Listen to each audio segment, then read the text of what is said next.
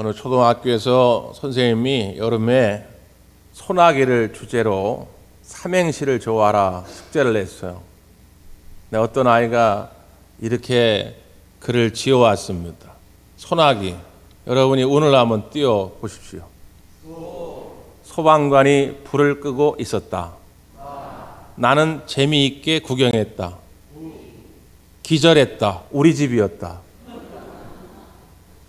남의 집 불구경은 재미있을지 모르지만 그게 여러분 우리 집이라고 생각하면 기절하죠. 지난주에 휴가를 갔는데 단 하루도 마음이 편하지 않았어요.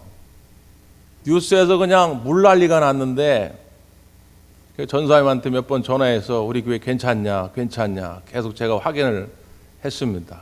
우리 지방에서도 수해를 겪은 교회가 있고 또 서울이라든가 경기도에 수해를 겪은 많은 교회들이 있는데 대부분은 다 지하에 문제가 생겼어요. 저도 서울에서 개척할 때 예배당이 지하에 있었거든요. 그러니까 비가 많이 오면은 뒤에 이제 환기구 쪽을 통해 가지고 물이 새 들어옵니다. 그럼 비만 오면 가가지고 이 강대상에 그냥 물이 다 젖어가지고 닦고 물 퍼내고 그랬던 기억이 막 나요. 남의 얘기 같지가 않아요. 우리가 형제들의 어떤 아픔을 볼 때, 형제들의 어떤 상처를 바라볼 때, 여러분 남의 아픔처럼 여기지 말고 나의 아픔으로 여기고 나의 상처로 여기고 같이 싸매어주고 위로해주고 기도해주는 우리 그 대광교회가 되기를 간절히 바랍니다. 몇 해 전에 SNS에 화제가 됐던 영상이 하나 있는데 독일의 퀼른이라고 하는 지역의 한 농장에서 있었던 일입니다.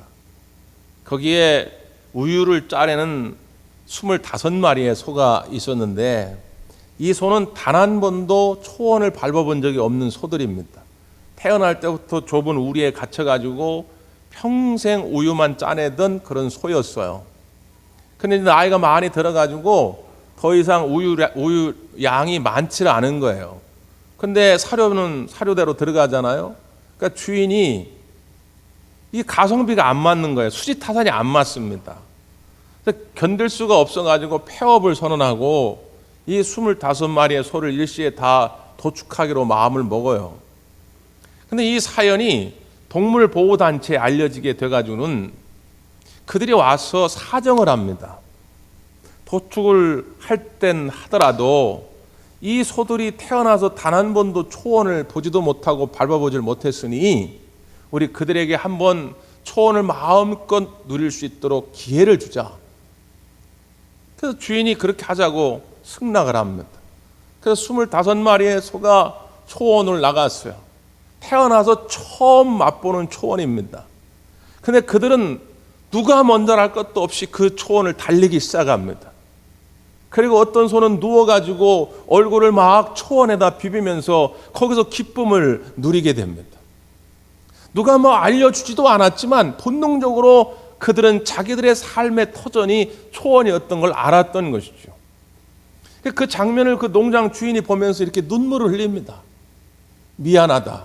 내가 너희들의 마음을 진작 알았더라면 내가 이런 기회를 좀 더 많이 주었을 텐데 내가 알지 못해가지고는 그 좁은 공간에 너희를 가두어만 놨구나. 미안하다. 확 눈물 흘리는데 그 영상이 이제 SNS에 소개가 된 거예요. 그래가지고 많은 사람들이 그걸 바라보면서 남의 이야기로 여기지 아니하고 마치 자기 자신들의 이야기처럼 생각하면서 후원금을 보내줍니다. 그 소들을 죽이지 말라고. 그들에게 더 많은 시간 동안 초원에서 자유와 해방과 기쁨을 누릴 수 있도록 기회를 주자고 많은 사람들이 후원금을 보내줘요. 그래서 그 소들이 죽지 않고 지금까지 살아서 초원에서 그 자유를 만끽하고 있습니다. 여러분, 하나님이 우리에게 하나님의 형상으로 우리를 지었을 때 하나님의 의도, 하나님의 창조의 계획이 있지 않겠습니까? 그 하나님의 창조의 의도는 여러분이 어떤 죄책감에, 어떤 두려움에, 어떤 열등감에, 어떤 절망감에 억압을 받은 상태에서 그 부자유한 상태에서 살아가는 것을 우리 하나님은 원하지 않으셨습니다. 우리 하나님은 여러분이 마음껏 자유롭게 해방감을 가지고 기쁨 충만한 삶을 살기를 원하는 마음으로 우리를 창조하신 줄 믿습니다. 그게 하나님의 의도였거든요. 근데 우리가 죄로 말미암아 마귀의 사슬에 매여 가지고 내가 뜻하는 바대로 자유함을 누리지 못하는 삶이 된 것이지요. 근데 하나님은 그것을 남의 이야기처럼 여기지 아니하고 우리를 버려두지 아니하시고 마치 자기 자신의 이야기로 여기시고 인간의 모습을 입고 우리 가운데 오신 것입니다. 그래서 우리를 그 속박으로부터 그 억압으로부터 자유하게 하시고 이제는 마음껏 기쁨을 누릴 수 있도록 우리를 해방시켜 주신 줄 믿습니다. 이건 개인뿐만 아니라 우리 민족 가운데도 그러신 것이죠. 오늘 우리가 광복 77주년을 기념하고 감사하는 주일로 지키고 있습니다. 여러분 아시다시피 36년 동안 일본의 그 강압 통치 속에서 우리가 얼마나 많은 고통을 받았습니까? 아까 우리가 부른 찬송 믿는 사람들은 주의 군사 같으니 우리가 심차게 불렀잖아요. 일제시대에 이런 찬송도 못 부르게 했어요. 십자가 군병들아, 야 니네 왜 그런 찬송 불러? 니네 군사돼 가지고 뭐 우리랑 싸워서 우리를 죽이려고 하는 거야? 그래가지고 우리 못 부르게 했어요. 강단에서 목사님이 하나님의 나라가 있습니다, 천국이 있습니다 라고 설교하면 야 세상의 유일한 왕국은 일본 왕국밖에 없어, 무슨 하나님의 나라 하늘나라가 있어, 그런 설교도 못하게 했어요. 강제로 일본 천황에게 절하게 만들었습니다. 그래서 그렇게 하지 않으려고 몸부림치고 항거하면 다 가둬다가 감옥에서 고문하고 죽이고 그랬어요. 우리의 수많은 믿음의 선배들이 그렇게 고문을 받고 그렇게 죽어갔습니다. 그럼에도 불구하고 포기하지 않았어요. 우리 민족의 선배들은, 우리 신앙의 선배들은 항거했죠. 그 항거 가운데 맨 앞에 선 사람들이 그리스도인들입니다. 지금 세월이 지나고 나서 자유를 마음껏 누리다 보니까 그냥 어떻게 하다 보니까 됐나 보다 싶은데, 여러분 우리나라 역사를 찾아보십시오. 이건 제가 꾸며낸 말도 아니고 포장하는 말도 아니고 역사적 기록을 보면 그 민족 독립을 위해 싸웠던 맨 앞자리 현장에 우리 그리스도인들이 늘 있었어요. 그래서 실제 일본 총독, 조선 총독부에 있던 미시다 총독이 본국에 보고한 내용, 그 자료가 아직도 남아있는데 그 자료 보면 이런 내용도 있습니다. 한국의 10만 명의 기독교인을 조심하라. 그때 당시 우리 한국교회 성도들이 10만 명이었거든요. 그 한국교회 10만 명의 그리스도인들을 조심하라. 그들은 모두가 다 항일 운동가들이다. 교인들 전부가 다 그냥 항일 운동가예요. 왜? 우리에게는 죽음이 두렵지 않았거든요. 우리가 정치적으로부터 또 사회적으로 어떤 억압으로부터 자유하는 것도 중요하지만 우리 믿음의 선배들에게는 신앙의 자유가 중요했기 때문에, 하나님이 우리의 최고의 신이요 유일한 신이었기 때문에 하나님을 섬기는 것을 해방하고 박해하는 걸 우리는 참을 수 없었던 거죠. 하나님이 그걸 긍휼히 여기시고 이 민족 가운데 찾아와 주셔서 77년 전 오늘 우리를 자유하게 하시고 해방시켜 주신 줄 믿습니다. 그 은혜를 좀 알고 살아야죠. 우리 이런 기념 주일을 지키는 이유가 그 은혜를 조금 깨닫고 살자는 것 아니겠습니까? 오늘 본문의 말씀도 하나님이 우리에게 주시는 자유에 관한 말씀입니다. 갈라디아서는 제목이 있어요. 제목. 갈라디아서의 제목이 뭔지 아십니까? 자유의 대헌장입니다. 갈라디아서는 처음부터 끝까지 그리스도인이 경험하는 자유에 관한 말씀이에요. 특별히 오늘 우리가 읽은 본문의 말씀이 그 자유를 강조하고 있는 본문입니다. 자, 13절 한번 읽어보실까요? 13절 시작. 형제들아 너희가 자유를 다시요. 위하여 다시 못 찾으셨네. 다시 13절 시작. 형제들아 너희가 자유를 위하여 부르심을 입었으나 그러나 그 자유로 육주의 기회를 삼지 말고 오직 사랑으로 서로 종노릇하라. 아멘. 형제들아, 사도 바울이 갈라디아 교회 성도들에게 권면하는 말씀이고 2000년이 지난 우리들에게도 권면하는 말씀이에요. 형제들아, 너희가 자유를 위하여 부르심을 입었으나, 우리는 무엇을 위하여 부르심을 입었다고요? 자유를 위하여. 우리는 머리끝부터 발끝까지 뼛속 깊이까지 자유를 위하여 부르심을 받은 자들이에요. 그게 돈 때문이든 정치적인 것이든 신앙적인 것이든 절대로 우리는 억압의 상태에 머무르는 그런 사람들이 아니다, 그 말이에요. 여러분, 이게 무슨 뜻일까요? 앞에 1절은 조금 더 자세히 풀었습니다. 1절 시작. 그리스도께서 우리를 자유롭게 하려고 자유를 주셨으니 그러므로 굳건하게 서서 다시는 종의 멍에를 매지 말라. 아멘. 그리스도께서 우리를 자유롭게 하셨다는 거예요. 우리를 자유롭게 했다는 건 그리스도를 만나기 전에는 우리는 어떤 상태였다는 거예요? 종의 멍에를 메고 있었다는 거예요. 내가 알든지 모르든지 나는 종의 멍에를 메고 있었다는 거예요. 그러면 예수님을 만나기 전에 나는 종의 멍에를 메고 있었는데, 그럼 그때는 누가 주인이었다는 거예요? 마귀가 주인이었다는 거예요. 난 마귀의 종의 노예가 되어 살고 있었다는 것입니다. 그런데 우리 예수님이 오셔가지고 우리를 자유하게 하시고, 이제는 종이 아니고 노예가 아니고 하나님의 자녀로 삼아주신 줄 믿습니다. 그것이 오직 예수 그리스도의 은혜로 가능하게 되었는데, 갈라디아 교회에 문제가 생긴 거예요. 이 복음의 본질을 흐리는 자들이 나타난 것입니다. 갈라디아 교회는 지금 대광교회처럼 딱 이렇게 하나로 만들어진 교회가 아니라 갈라디아 지역에 흩어진 그리스도인들을 말합니다. 거기에는 아주 다양한 사람들이 존재했어요. 크게는 두 부류의 사람들이 있었는데, 한 부류는 어떤 사람들이냐? 유대인 그리스도인들입니다. 혈통적으로 이스라엘 사람들이에요. 유대인들은 모계 혈통을 따졌는데 엄마가 유대인이면 나도 자동적으로 유대인이에요. 그냥 그 유대인 가운데 그리스도인이 된 사람들입니다. 반면에 이방인 그리스도인들이 또 있었어요. 이 이방인 그리스도인들은 이스라엘 사람들이 아닙니다. 유대인이 아니에요. 그냥 로마 사람, 헬라 사람들인데 그리스도인이 된 거예요. 자, 유대인 그리스도인들은 어렸을 적부터 철저하게 율법에 대한 교육을 받습니다. 그러니까 예수님을 믿은 다음에도 율법에 대한 준수를 강조했어요. 반면에 이방인 그리스도인들은 율법을 모릅니다. 모세가 누군지도 몰랐으니까요. 그러니까 별로 관심이 없어요.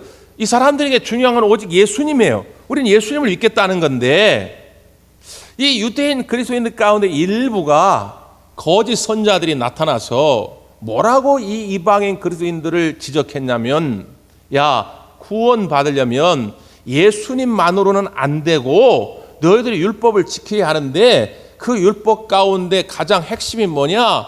할례를 받는 것이다. 유대인 남자들은 난 지 8일 만에 모두가 다 할례를 받았거든요.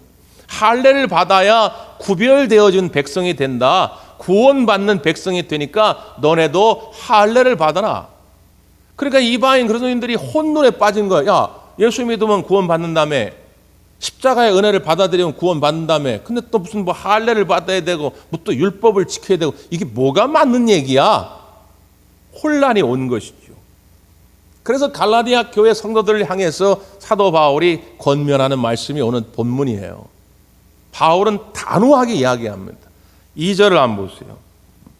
보라, 나 바울은 너에게 말하노니 너희가 만일 할례를 받으면 그리스도께서 너에게 아무 유익이 없으리라. 너희가 할례를 받는 것으로 구원함을 받는다고 한다면 그리스도는 너에게 아무 의미가 없다는 거예요. 뭐 하려고 그럼 그리스도를 믿느냐 말이죠. 뭐 하려고 십자가의 은혜를 받아들이냐. 4절도 이야기하죠. 율법 안에서 의롭다함을 얻으려 하는 너희는 그리스도에게서 끊어지고 은혜에서 떨어진 자로다. 할례를 통하여, 율법을 통하여 의롭다함을 얻으려고 한다고 한다면 너는 그리스도의 은혜에서 끊어진 자다. 십자가의 은혜하고는 아무 관계가 없는 자들이 되어버린다는 거예요. 또 이렇게도 권면하죠. 6절 다 같이 읽습니다. 6절 시작. 그리스도 예수 안에서는 할례나 무할례나 효력이 없으되 사랑으로서 역사하는 믿음뿐이니라. 아멘. 그리스도 예수 안에서는 할례를 받았냐 아니면 할례를 안 받았냐는 아무 상관이 없다는 거예요. 뭐가 중요하다는 거예요? 믿음이 중요하다는 거예요.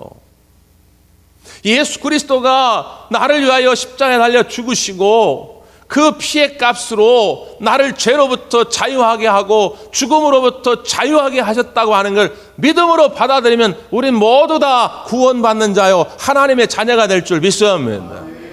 이게 복음의 본질이에요. 이걸 흐트르면 이단이 됩니다. 근데 놀라운 사실은 뭔지 아십니까? 현재에도 많은 그리스도인들이 이 신앙의 혼돈을 겪고 있다는 것입니다. 그러니까 이단들이 판을 치는데 그걸 분별을 하지 못하는 거예요. 여러분, 우리가 이 자리에 나와서 지금 예배 드린다고 구원을 받는 겁니까? 여러분, 우리가 40일 동안 금식 기도했다고 구원을 받는 겁니까? 저 지리산에 가가지고 100일 동안 잠도 안 자고 철야 기도했다고 구원을 받는 겁니까? 11조가 아니라 난 10의 2조, 10의 3조 헌금을 많이 해가지고 구원 받는 겁니까? 천만의 말씀이다 그 말이에요. 그러한 우리의 율법적 행함이 그 공로가 우리를 구원받게 하는 것이 아니다 그 말씀이에요. 우리는 아무리 해도 나의 죄를 사함받을 만한 하나님이 흡족할 만한 의를 채울 수가 없어요. 100일이 아니라 200일, 300일 금식하며 철야기도 해도 그것으로 우리는 구원함을 받을 수 없다는 것입니다. 그것을 아시기에 우리 하나님이 예수 그리스도를 보내주셔서 그 그리스도의 피값으로 우리가 구원함을 받게 된 줄 믿습니다.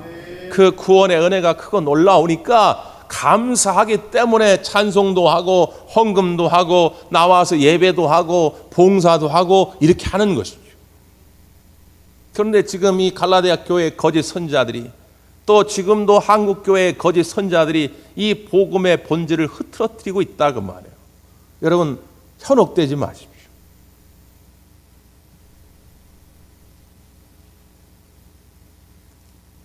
네덜란드 출신이었고 선교사였던 애플리라고 하는 분이 계신데 이분이 젊은 시절에 인도네시아에 군인으로 나가 있었던 적이 있다고 그래요. 이분이 그 군대에 있으면서 누군가로부터 조그만 새끼 원숭이를 선물로 받았습니다. 그래서 그 새끼 원숭이를 마치 자식처럼 친구처럼 잘 키우고 같이 기쁨을 나누며 살고 있었는데 어느 날부터인가 이렇게 원숭이한테 손을 대려고 하면 원숭이가 막 몸서리치면서 고통을 호소하고 사람의 손길을 거부하더라는 것이죠. 왜 그러지? 얼마 전까지 잘 나가고 품 안에서 자기도 하고 그랬는데 왜 나를 이렇게 거부할까? 자세히 들여다보니까 이 원숭이가 처음 자라날 때 그 전 주인이 목에다가 쇠사슬을 채워 놓았는데 이걸 빼주질 않아가지고 조그맣을 때는 아무런 문제가 없었는데 이게 몸집이 점점 커지니까 이 사슬이 작은 거예요. 그러면서 이 목에 살을 파고 들어간 것입니다. 처음에 그걸 몰랐던 거예요. 그래가지고 이 사슬을 풀어줍니다. 피도 많이 나고 고통스러웠지만 이제 그게 아물게 되니까 다시 이제 주인의 손길을 받아들이고 다시 예전처럼 사랑을 나누게 된 거예요. 이분이 그의 책에서 그 순간을 이렇게 기록합니다. 나는 그때 그 원숭이 이름이 기본이었어. 기본, 베이직, 기본이라고 이름을 쳤는데 나는 그때 기본이와 하나가 되었다. 내가 그의 쇠사슬을 풀어주는 순간 나와 그는 사랑의 끈으로 하나가 되었다. 이렇게 표현을 해요. 그러면서 하나님의 사랑도 마찬가지임을 우리에게 소개합니다. 예수 그리스도께서 우리 가운데 오셔서 죽으심으로 말미암아 우리가 마귀의 사슬로부터 자유함을 얻은 거죠. 이전에는 우리가 몸부림을 쳐봅니다. 여러분, 요즘도 가끔 TV에서 개들이 여기 사슬이 끼어가지고 고통받는 그런 광경들을 보게 되는데 오히려 가만히 있으면 괜찮은데 막 움직이면 더 고통스럽습니다. 우리가 마귀의 사슬에 얽매여 있을 때는 내 어떤 율법적인 공로로 뭔가 해보려고 그래요. 아, 이렇게 하면 뭐 좀 돼볼라나? 몸부림을 쳐보는데 더 고통만스러운 거죠. 근데 우리 하나님께서 예수 그리스도를 통해 그 사슬을 벗겨주시고 그리스도로 말미암아 하나님과 우리 사이에 사랑의 끈을 연결시켜 주신 줄 믿습니다. 그래서 로마서 8장에 보면 사도 바울은 선언합니다. 누가 우리를 그리스도의 사랑에서 끊으리요? 누가 우리를 하나님의 사랑에서 끊으리요? 환난이나 박해나 기근이나 공고나 적신이나 위험이나 칼이랴. 그 어떤 것도 우리를 하나님의 사랑에서 끊을 수가 없다고 하는 것이죠. 우리를 향한 그 하나님의 사랑으로 말미암아 우리는 모든 일에 넉넉히 이기느니라. 사랑하는 여러분 하나님의 사랑으로 말미암아 반드시 승리하는 삶을 살아갈 줄 믿습니다. 그러니까 혹시라도 돈 때문이든 사람 때문이든 내 마음에 지금 죄책감이 있고 열등감이 있고 절망감이 있더라도 여러분 그거에 속박당하지 마시고 과감하게 다 깨쳐버리고 하나님 주신 이 자유함을 누리시기를 바랍니다. 그렇다면 왜 하나님이 우리에게 자유함을 주셨을까요? 야, 내가 이제 자유를 얻었으니까 내 마음대로 내가 뭐 어떻게 살든지 나는 이제 하나님 주신 자유함이 있어. 여러분 그렇게 방종하는 삶을 살라고 우리를 자유하게 하셨을까요? 그렇지 않겠죠. 두 번째 결론이 뭐냐면 그 자유함을 육체의 기회로 사용하지 말고 너희가 서로 사랑으로 종로로 타라. 이게 주님의 권면의 말씀이에요. 그래서 이렇게 이어서 이야기하죠. 14절 15절입니다. 14절 15절 시작. 온 율법은 내 이웃 사랑하기를 내 자신같이 알아 하신 한 말씀에서 이루어졌나니 만일 서로 물고 먹으며 피차 멸망할까 조심하라. 요즘 가끔 드라마나 영화 같은 데 보면 그런 대사들 많이 나옵니다. 내 돈 내산. 내 돈으로 내가 사는데 뭔 상관이냐고. 아니 내가 내 마음대로 하겠다는데 당신이 왜 참견이야? 왜 잔소리야? 근데 그것이 마치 굉장히 멋있는 삶, 당당한 삶인 것처럼 표현되는 드라마나 영화들이 참 많아요. 물론 우리나라는 자유민주주의 국가입니다. 내가 내 자유를 내가 마음껏 누리겠다는데 누가 뭐라고 할 사람 없어요. 그러나 그 자유가 다른 사람에게 피해를 주거나 다른 사람에게 어떤 혐오감을 준다고 한다면 그 자유는 절제돼야죠. 여러분 갈라디아 교회 성도들의 소위 말하는 이 할례를 주장하던 사람들 왜 주장했을까요? 왜 자신들의 이 율법적인 율법적인 공로를 자꾸 드러내고 싶었을까요? 야, 나는 할례를 받았는데 나는 율법에 이것도 지키고 저것도 지키는데 너는 왜 할례도 안 받고 너는 왜 율법에 그런 걸 지키지 않아? 왜 자꾸 그런 걸 말하고 싶었을까요? 결국 그 모든 것들이 육체의 기회로 삼았다는 거예요. 이게 무슨 뜻이냐면 그걸 통해 자기가 영광받기를 원했다는 겁니다. 이게 매우 위험한 사탄의 접근 방법입니다. 우리가 볼 때 신앙생활을 참 잘해요. 근데 율법주의적 사고를 가지고 신앙생활을 하는 분들의 특징이 뭐냐면 자기가 영광을 누리려고 하는 거예요. 그래서 자꾸 율법적인 잣대를 가지고 다른 사람을 비난하고 정죄합니다.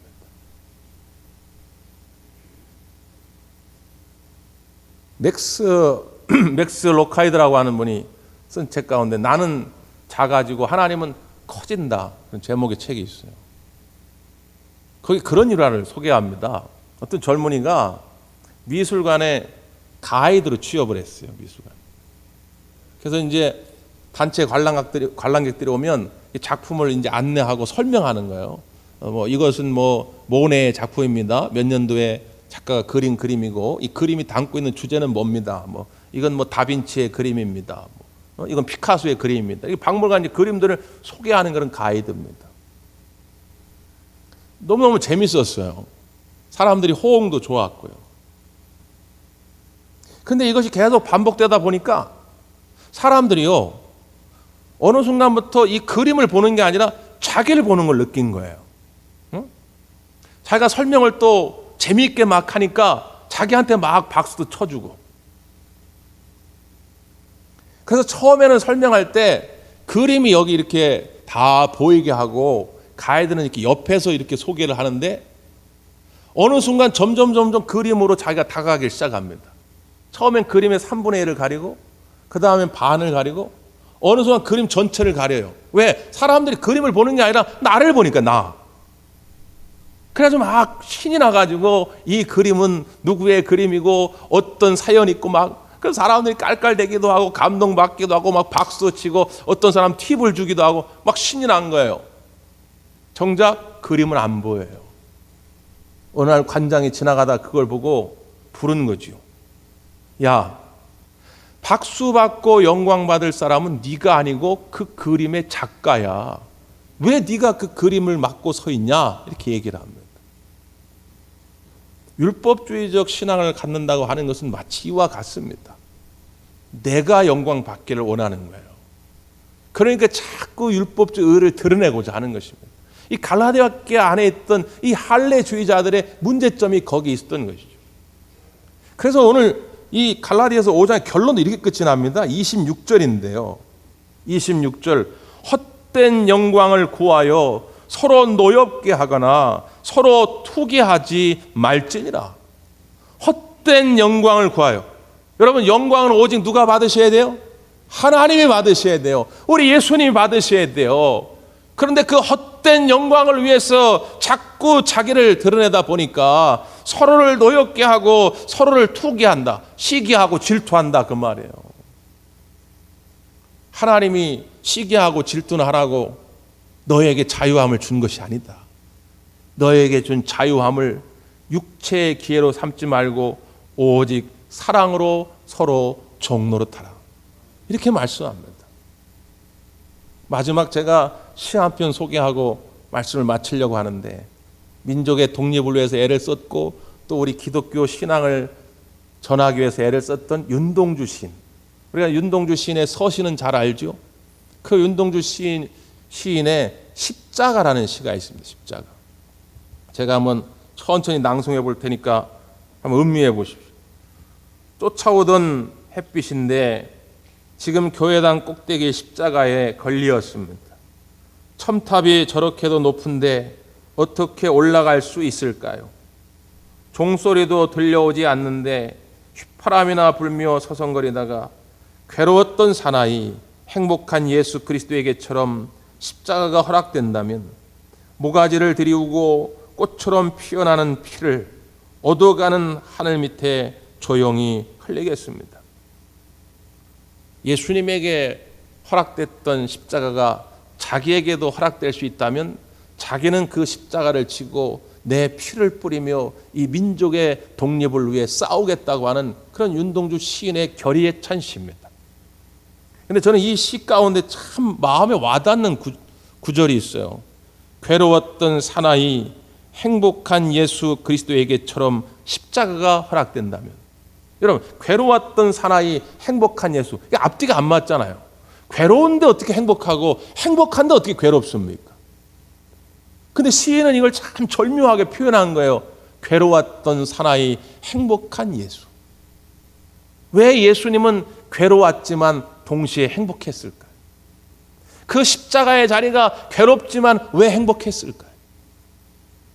비록 겉으로 볼 때 피를 흘리고 못에 박히고 창에 찔리는 고통이 있었지만 그로 말미암아 수많은 영혼들이 구원받는다고 하는 걸 생각할 때에 우리 예수님은 행복했던 것이죠. 우리가 종로로 타라 그러면 아니 내가 저 인간보다 나이도 많은데 아니 내가 대관교회 나온 지 훨씬 오래됐어. 아 내가 저 사람보다 똑똑해. 내가 저 사람보다 돈이 더 많아. 내가 저 사람보다 지위가 높아. 내가 왜 근데 종로릇을 해? 라고 말할 수 있죠. 근데 여러분, 종로로 타는 것이 겉으로 볼 땐 고통일지 모르지만 거기에 하나님이 주시고자 하는 진정한 행복이 있더라는 거예요. 그래서 예수님은 기쁨으로 그 십자가의 길을 걸어가는 것입니다. 우리 모든 대관교회 성도들도 예수님을 따라 우리 기쁨으로 서로 종로로 타게 되기를 간절히 바랍니다. 기도하겠습니다.